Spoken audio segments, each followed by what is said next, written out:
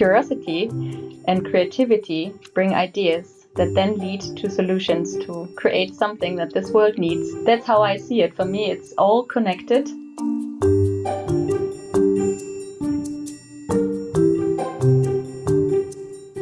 Welcome to the Curious Advantage podcast, an exploration of the idea of curiosity and its increasing importance for thriving in the digital age from the authors of The Curious Advantage.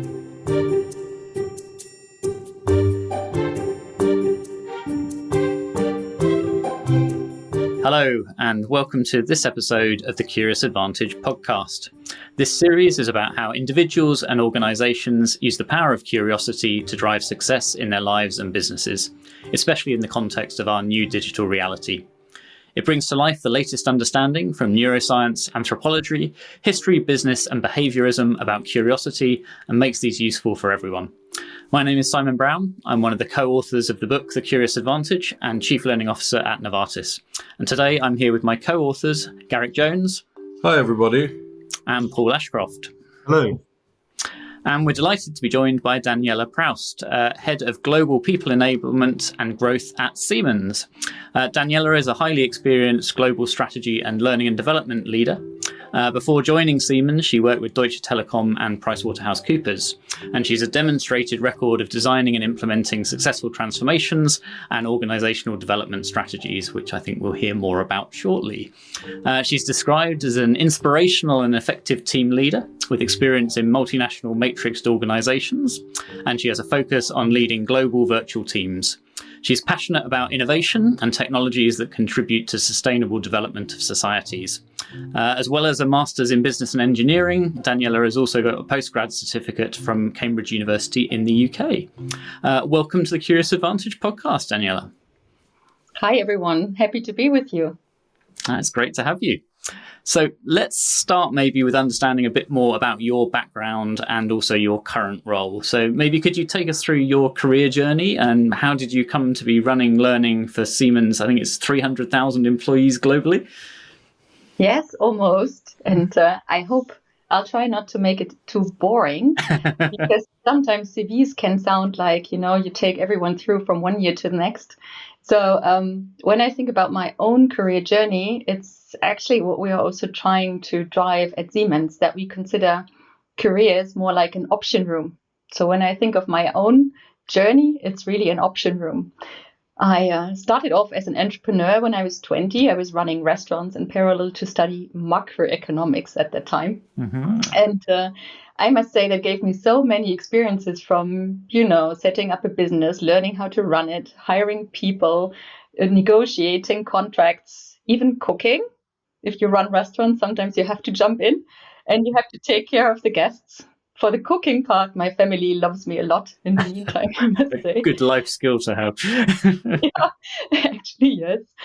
And so that was the starting point. And at some point I felt, this is so interesting, but it's quite stuck early on. So I thought, there's so much more to explore. I should try something else. Then I moved into sales, key account management, more small, medium-sized companies, then to bigger ones like Telecom, worked more in larger transformation projects of the whole company of, for instance, Telecom Real Estate. It's a daughter company of the Deutsche Telekom.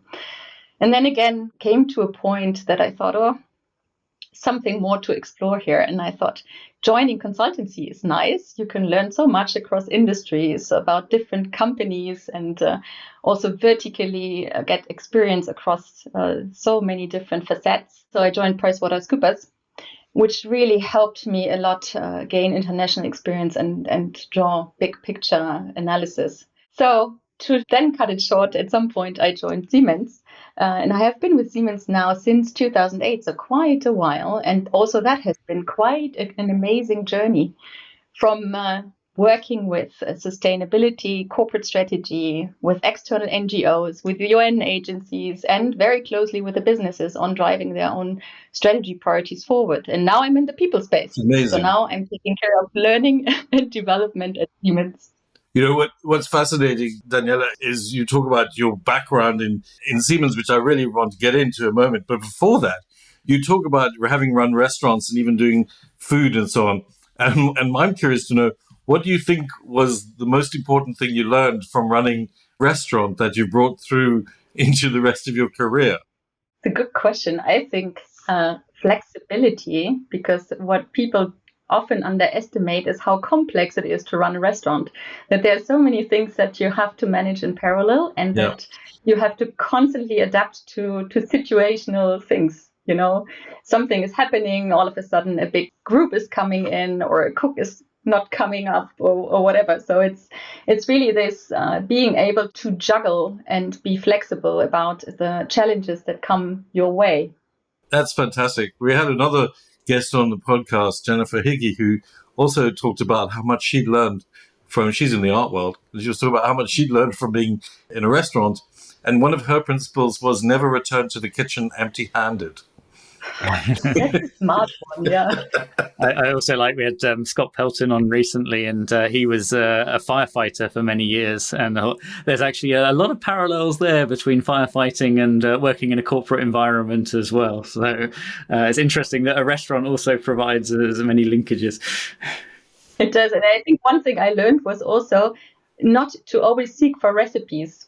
Because I remember I had a very creative chef cook, and he was so gifted, you know, he could just start cooking something and then he was just tasting it and saying, oh, there's still something missing.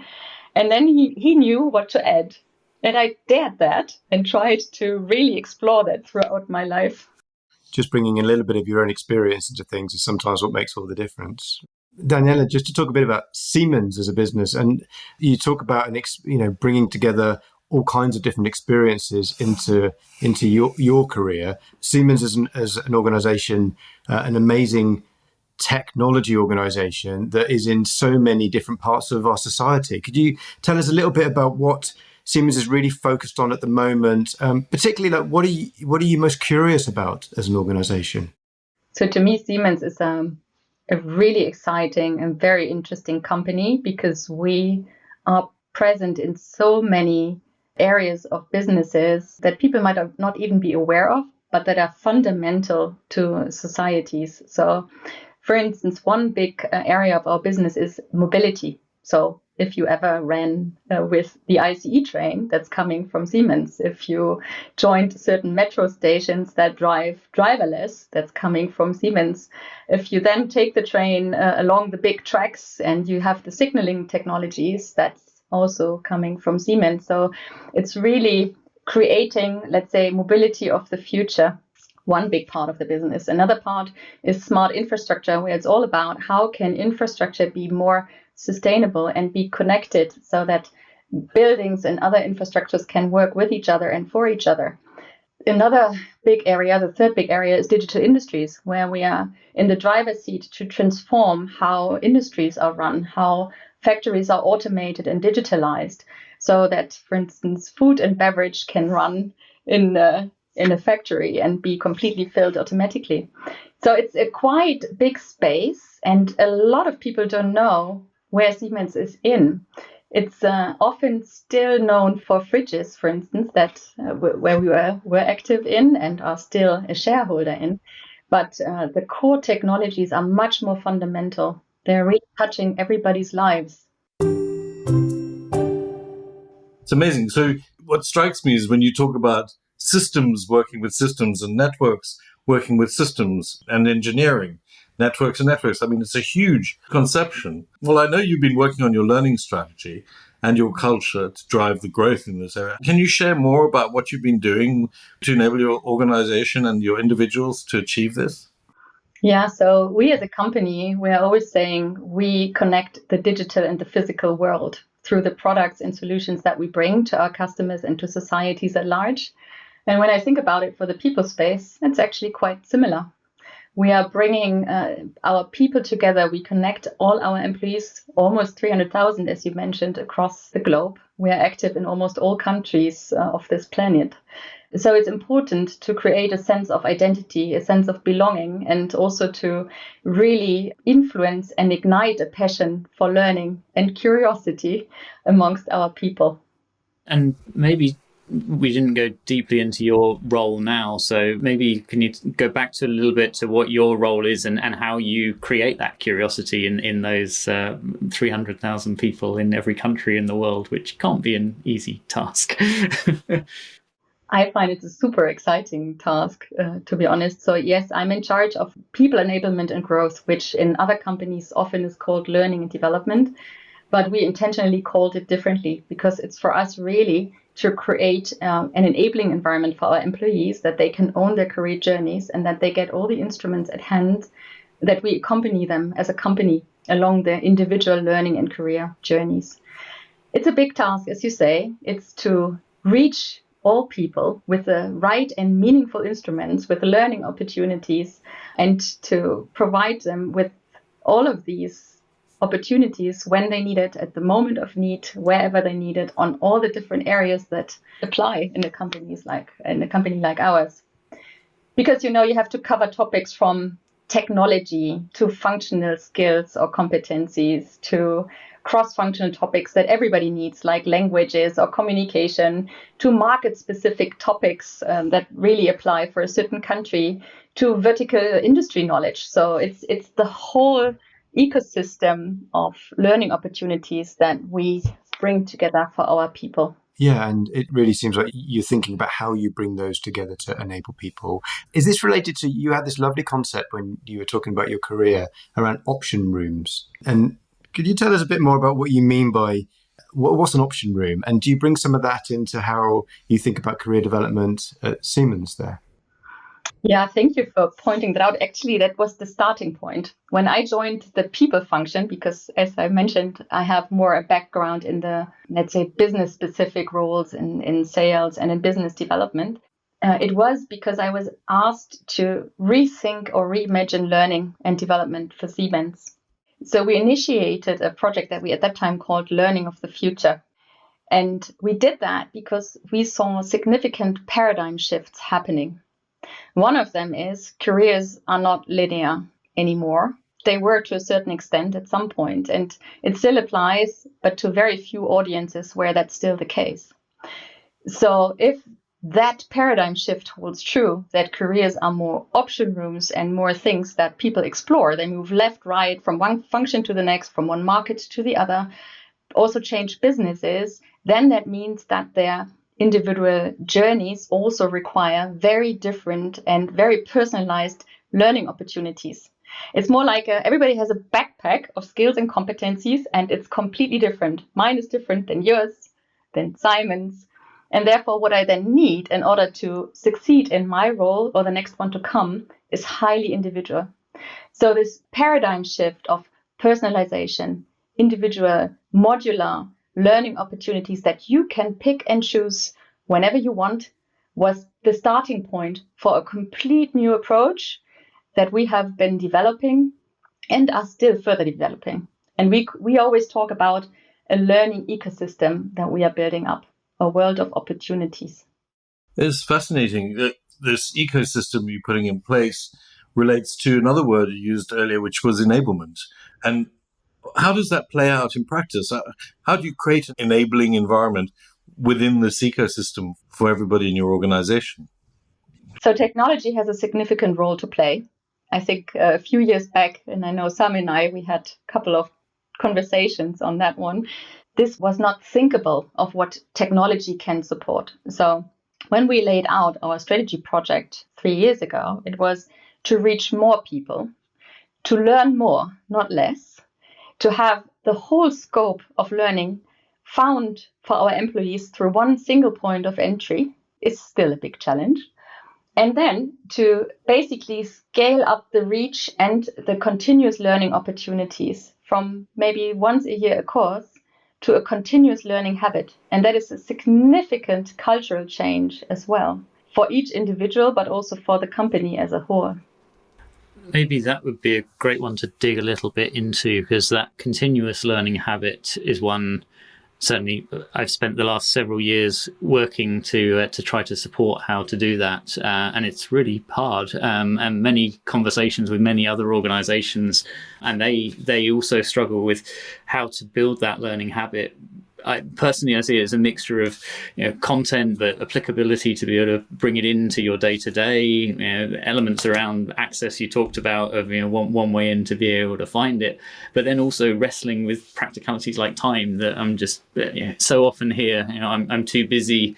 I haven't got time for learning, which to me means people aren't necessarily prioritizing it high enough. But that's a whole other conversation. But I'd love to hear how you helped create the enabling environment to create that learning habit. What were some of the things you did, maybe things that worked or things that didn't work that others could learn from? So I can only mirror and echo what you're saying. And I think we are far from finished, and it's a continuous journey. So when we embarked on developing a completely new approach to learning and development for Siemens, we also said we need to inspire our people and ignite a passion for learning. And ideally, without saying exactly that, but working through, creating experiences that people really want to become part of, and also to work with a lot of positivity, to nudge them a bit. Here, there are new things, try them out. It doesn't hurt, actually, it's quite nice. And you can take something away. Because we, as a company, had a rather traditional learning culture a couple of years back. And so I really wanted to open up the space of what does learning mean, to really broaden the definition of it in general, from just classroom trainings to so many more things that you can use in terms of methods, but also be open to new experiences and realizing that all of that is part of learning.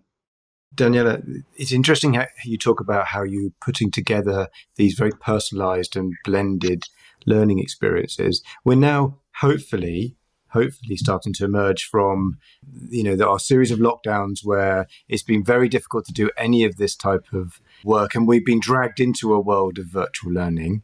How has Siemens coped with maintaining an innovative and curious culture through these periods of lockdowns? And how have you sort of adapted some of the methods you've adopted working with the organization? And may I add to that, has it had an impact in terms of how you are approaching work across the organization? Well, there are a lot of sub-questions to that. Yeah. Sorry.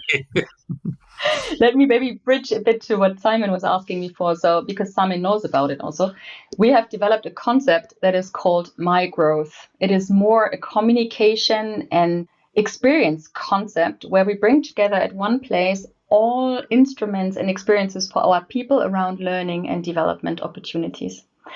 And we deliberately picked something that is very positive, and it really starts with you. That's why it's called My Growth. And My Growth has three major pillars from a conceptual point of view. One is that we give instruments at hand to help our people navigate their own learning and career journey, that they know what kind of instruments there are and that they can use some tools that help them to self-reflect. Who am I? What is important to me? Where am I in my career? Do I know about my strength? Can I build on strength for myself, for my current role? What is it that gives me energy or takes energy from me? So what is then the next opportunity for me where I can truly grow and bring my whole self to work and therefore create a sense of belonging? That's the first pillar. The second one is about the whole universe of learning opportunities, which in our case is then coming to life through a learning platform called My Learning World, also My Learning World, which is a truly personalized experience. So once you get onto it, you are asked about what are you interested in. The system already knows, of course, your business and your geography and so on, and you get some matched learning recommendations, but the system gets better over time. And therefore, the learning opportunities become much more tailored to you. The third pillar, then in addition to the learning bit, is what we call My Growth Career. And that is instruments that help our people along their career journey to think about, if I am ready to move on, try something new, how can I, for instance, extend my network? We have implemented instruments like job shadowing, that you can just call someone and say, I find your role so interesting. Can I just be with you for a day and sneak peek into your world? That's one thing. Another element would be mentoring or coaching. And then we bring all of that together through a new way of performance management. We get rid of performance management processes of ratings and rankings. We really count on the dialogue between a manager and the employee, and to have a continuous dialogue and conversation to accompany the employee to really foster his or her personal development goals. So all of that is called My Growth, and all of that is a quite comprehensive concept that we bring to our people. You're listening to the Curious Advantage podcast, inspired by the book The Curious Advantage, written by Paul Ashcroft, Simon Brown, and Garrick Jones. Subscribe to the podcast today. I wanted to ask you, because earlier you mentioned about the thing you've noticed, that careers are no longer linear. You were talking about how people are moving around even within an organization, not just to different organizations, and changing roles. And we've actually heard this in other organizations, and it's perhaps been in response to the pandemic, where organizations have shifted people and resources and skills and knowledge to actually where they're needed in the business. How does the My Growth ecosystem that you've put in place and the platform you've put in place also support this type of these recommendations and understanding where the needs are in the business and then directing people to those skills and areas? Of course, that's not an easy thing to do for 300,000 people all across the world. So what we can do is bring certain instruments to life that help our people to explore and experiment. So one experiment even that we are currently having is, we call it job tagging. So you can go in our organizational cosmos, which is like an organigram in a dynamic way in the intranet. And I can say, oh, I find Simon's role really interesting. What does a chief learning officer do? And I can tag him and say, could I have a virtual coffee with you? I would really be interested about this particular area of our organization. And that is to break down silos. That is to connect people that normally would not meet because of their current role or function. It's really to create curiosity and interest in different functions, and then enables and sparks dialogue across different dimensions. That's just one example, and there are others. But I think it's those instruments that can help form a culture, but it cannot solve it all. So people still, of course, have to want to move and try out new things, and wanting to move to a different area. Maybe a related question. You talked about that as one of the experiments that you're running. I'm always really interested to hear what other experiments people are running as well, because I guess this is where the cutting edge of new things, where we're trying stuff out, and some of them will work, some of them won't work. But I'd love to know if there's any other ones that you could share of things you're testing out, of new ideas or experiments. Well, we have a couple. So when I think of the learning ecosystem, because that's the one I have been crafting myself a lot, we see that it's ramping up really successfully and a lot. When I think about it, and I can maybe now come back to your previous question on COVID and the implications of lockdown, I cannot tell you how lucky and happy I am that we were ready without knowing that something like that would come. Because we had the strategy to set up a platform-based ecosystem, invest in technology, and ramp up all kinds of learning opportunities at scale for our people. But we had just started, and all of a sudden the lockdown came. So we had to ramp it up at really rapid speed, and we had to virtualize content. That's now subject matter expert talk, but to really make courses, we had a learning portfolio of 2,500 learning courses, trainings, really long running programs. And all of a sudden you're faced with, they cannot happen. Those runs cannot take place. So what do we do all across the world? Modularize them, virtualize them. First step. Second step, in parallel, think about that you need different methods and way of bringing those learnings in a digital way to our people. So the first one was more a quick fix. The second one was more a complete redesign for different experiences in a virtual environment.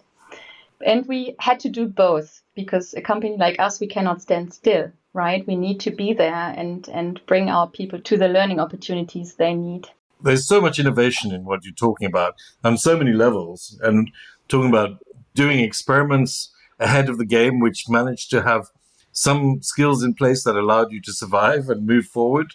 And you were talking about the focus on designing experiences for the learning online and so on. But the one that you slipped through, which I really, really want to go back to, was you talked about getting rid of your performance management system, which is, okay, I mean, in some circles would be considered crazy, and in other circles, radical. How have you found it's worked, getting rid of your performance management system?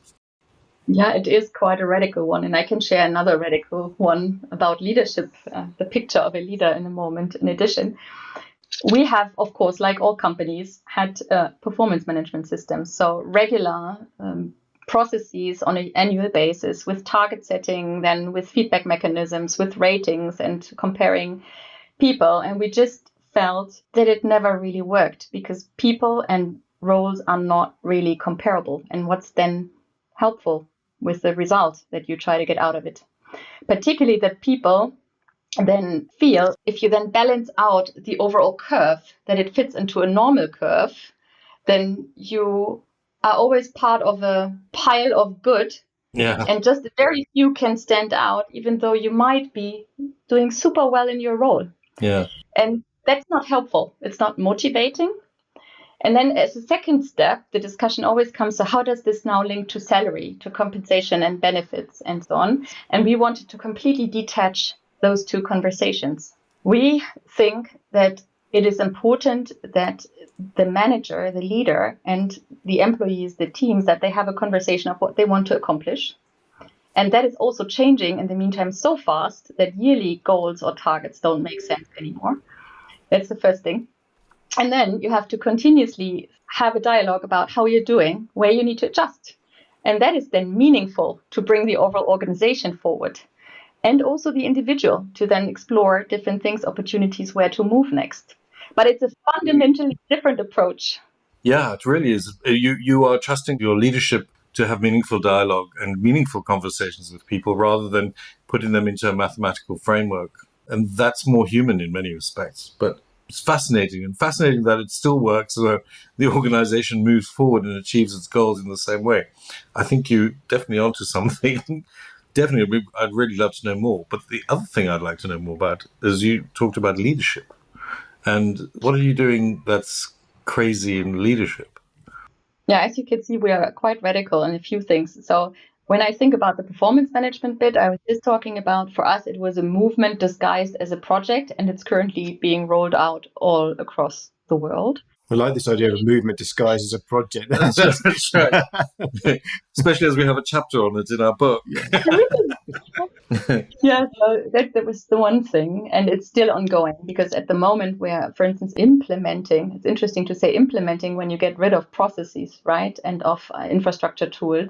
Nonetheless, there's so much, of course, to take care of, like the regulations with the Workers' Council representations and so on, that all have to fit. The legal things you have to look into. I don't want to go into detail, but all of that, of course, we have to manage at the same time. On the leadership topic, I don't know how it's for you, Simon. I would also love to learn from you how you do it at Novartis. But for Siemens, for several years, we were always seeking what is it that makes a perfect leader? What are the behaviors, the traits of a leader that really bring success and performance? And we get rid of that completely. Because we say there is no perfect leader. Situationally, it can be very different what is needed in order to bring a certain topic or a function forward. But there are, of course, some cultural fundamentals that we all have to share, like enabling environment, like trust and collaboration, that we want to empower our people, that we want to foster a growth mindset across the company. But we do not then pinpoint it onto a leader as such as to what then he or she has to do. It is more that we say, what is our aspiration as a company, as a strategic priority, how we want to be as an organization, and then give space to the situational context and to the respective leaders.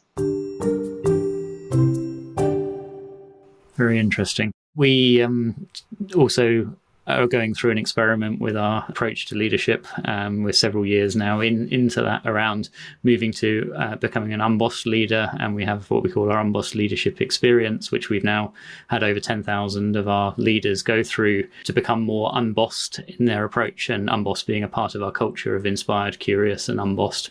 On the program, it's a journey around sort of self-awareness. So rather than focusing on maybe some of the more traditional leadership principles, it actually looks into how we all behave and what's holding us back, looking at things like immunity to change, building on the work of Bob Keegan and Lisa Leahy at Harvard, also looking at things like how we deal with complexity, covering things like how do we deal with failure, and being comfortable around talking about what we're not so good at or what hasn't worked. And we've seen some very positive impacts of that in terms of either impact in specific use cases or engagement of teams of leaders who have been through it as well. So it's a very different approach to maybe the more traditional, where a small number of leaders go on a sort of higher profile program. Actually, we took the view that we want to put as many of our leaders as possible through, so that they can all be building the capabilities to fulfill potential around leadership and support our people. So whole other conversation we could have there as well. So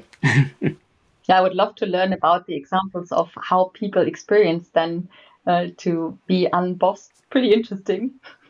We'll have a follow-up conversation on that one. We should probably do a separate podcast on it. We should. Well, there are people who can talk far better than I on that, so we'll have to invite one of them. Daniela, let's come back to curiosity specifically for a minute. Could we ask, what does curiosity mean for you? And what role do you see curiosity playing within learning, but also more broadly within the organization? So I think for me, it just comes naturally. And I think to hopefully all of us that it is something we are born with, the interest in new things, the willingness to learn.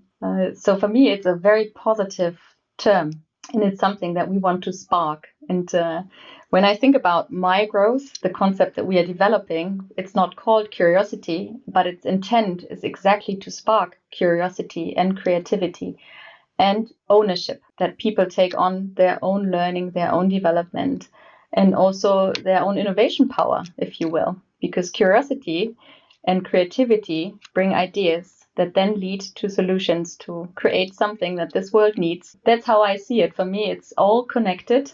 And I find it very interesting that you put so much emphasis on the curiosity part of it. Made me think a lot when I discussed it once with Simon, whether we should also put more emphasis on it. And I think we will. We now weave it into the messages, still kind of amplifying the idea of my growth. Fantastic. We could talk for hours on this topic. It's fascinating to see what you're doing. It really is. But as we start to wind up our conversation, I really want to ask you, what are you personally most curious about? So I have not shared it a lot in the beginning, but I'm truly passionate about sustainability. It has been quite a part of my career journey to engage rather early in the topic of sustainability and sustainable development. And I am still very passionate about innovation and technologies that contribute to sustainable development of societies. Has any one of you heard about The Planetary Boundaries movie or book from Johan Rockström? Tell us more. Yeah, tell us more. So he's a scientist, one of the leading scientists in the area of sustainability, particularly focusing on the environmental dimension of sustainability. And he has developed already years back a concept that is bringing together systems thinking, basically looking at our beautiful planet and saying, what are the most relevant systems that are all interconnected, that have to work in balance so that the planet can thrive and live and further develop. We are all talking about climate a lot, which is one of the dimensions of it, and it's super important. And if, for instance, something happens on the 2-degree target of environmental warming, then you will see that it has huge impact on biodiversity, on ocean level rise, on deforestation, and so on and so forth. And this whole concept is about those major systems that are all interconnected, but that have to live in balance. And I'm super interested in that one because I think it's probably the biggest challenge that we all have to work on jointly to keep this planet as beautiful as it is for the next generations to come. I think it's something that we all have to be curious about. That's right.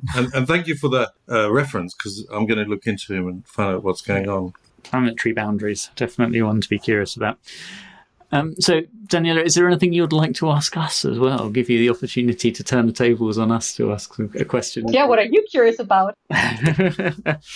So at the moment, many things personally. I mean, the curiosity itself has been a curiosity for the last few years.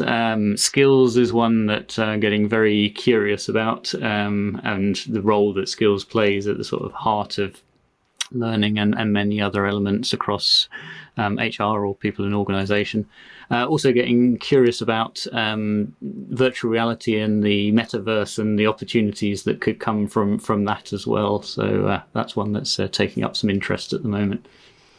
I think I'm really interested, as we've been having these conversations through Curious Advantage for 18 months now, and we're now at the point where we are going back to work in some kind of new normal way. And I'm really curious about what that's going to look like. I'm finally now being asked to meet face to face with people, which is kind of weird. So I'm really curious about how that's going to feel and how we are now going to start to work and how that's going to change, particularly in the next few months to year. So I think there's going to be big changes. And I'm interested in... I mean, there's so many things I'm interested in. I'm reading a fantastic book at the moment about quantum mechanics and the quantum universe and how that has an impact, especially harmonics, how that harmonic and holistic approach has an impact on our lives and the people around us. And we can't take a linear perspective of life anymore because we are holistic beings. And I'm fascinated by that at the moment. Very good. So we've covered a rich variety of different topics, from going back to your early career days of running restaurants and being an entrepreneur, and some of the lessons that we can take from that into the business world, through how Siemens connects the physical and digital, and learning and understanding more around the different areas that Siemens plays. A bit around what your people enablement and growth includes, and how working to own career journeys, and how you were asked to reimagine learning and development at Siemens, and the conversation around careers no longer being linear, and how we support people and how we support them with that ecosystem and that enabling environment, how to create that continuous learning habit, and how hard that is. I loved how you talked about inspiring and igniting a passion for learning and creating the experiences that people want to be a part of. Then your current approach with 3 pillars and my growth, and I really liked how you talked about the intent to spark curiosity and creativity, and also to create that innovation power. Then we heard the 3 pillars of my growth, so around the tools or instruments to navigate one's own learning, understanding who I am and what strengths I have and what takes energy. Second one around all the different universe of learning opportunities that are there with that personalized experience. And then third piece around my growth career and how to extend that network, how to explore things like job shadowing, really like the notion of job tagging and this sort of virtual coffees of being able to learn more and also sort of build a network as well. Then we dived into killing performance management and the notion of movement disguised as a project, which is one I'll have to remember. And then also experiments around leadership as well, and the different approach that you bring there. And not least then a recommendation that we need to check out planetary boundaries and looking at what's going on our planet from a systems thinking perspective. So a rich conversation, but if you had to draw on one thing from that to leave our listeners with, Daniela, what would be your sort of one key point to leave people with? Oh, that's not an easy one. Oh no. Well, there's one quote that comes to my mind that I really like. So it's not from me, and I don't remember who gave it, but it says, if you change the way you look at things, the things you look at change. And I think that is very powerful, to look at things from different perspectives and then be curious about different opinions, perspectives, and bring all of that into a solution space to create meaningful solutions, products, services that create a sustainable development for all of us. I love that. And at the heart of that, I think, is curiosity. If you change the way you look at things, then the things you look at change. So fantastic. Thank you so much for joining us, Daniela. Thank you, Daniela. Thank you very much. Thank you. You've been listening to a Curious Advantage podcast. We're curious to hear from you. If you think that there was something useful or valuable from this conversation, then we do encourage you to please write a review for the podcast on your preferred channel, saying why this was so and what you've learned from it. We always appreciate hearing our listeners' thoughts and having a curious conversation. So join us today at #CuriousAdvantage. The Curious Advantage book is available on Amazon worldwide. Order your copy now to further explore the 7 C's model for being more curious. Subscribe today and keep exploring curiously. See you next time.